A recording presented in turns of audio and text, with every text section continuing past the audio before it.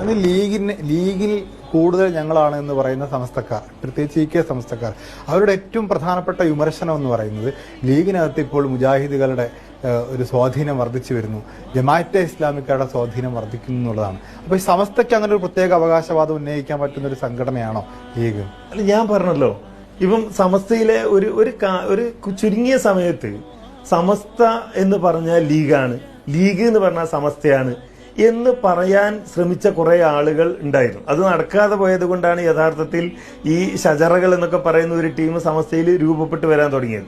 ഒരിക്കലും മുസ്ലിം ലീഗിനെ സംബന്ധിച്ചിടത്തോളം അങ്ങനെ ഒരു വിഭാഗീയത കാണാൻ കഴിയില്ല.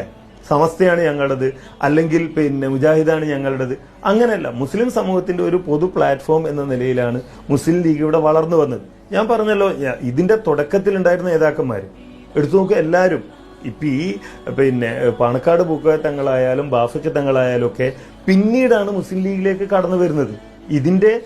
അതിനുശേഷം വലിയ ജനകീയത ഉണ്ടായിട്ടുണ്ട് എന്നുള്ളത് മറ്റൊരു വിഷയം. പക്ഷേ ഇതിന്റെ തുടക്കത്തിൽ ഉണ്ടായിരുന്നതൊക്കെ ഇസ്ലാഹി പ്രസ്ഥാനത്തിന്റെ നവോത്ഥാന പ്രസ്ഥാനങ്ങൾക്ക് നേതൃത്വം നൽകിയ പണ്ഡിതന്മാരും നേതാക്കളും ഒക്കെയാണ്. അത് ഇങ്ങനെ എല്ലാ കാലത്തും വളർന്നു വന്നിട്ട് ഓരോ കാലത്തും കഴിവുള്ള ആളുകൾ നേതൃത്വത്തിലേക്ക് വരും. അല്ലാതെ ഈ പറഞ്ഞതുപോലെ UDF കൊണ്ട് പറഞ്ഞതുപോലെ മുസ്ലിം ലീഗിനോടും നിങ്ങൾ ഞങ്ങൾക്ക് വേണ്ടി എന്തെങ്കിലും നിലപാട് സ്വീകരിക്കണം, ഒരിക്കലും അങ്ങനെ ഒരു നിലപാട് നിങ്ങൾ ഞങ്ങൾക്ക് വേണ്ടി എടുക്കണം എന്ന് മുജാഹിദ് പ്രസ്ഥാനം മുസ്ലിം ലീഗിനോടും ആവശ്യപ്പെടാറില്ല.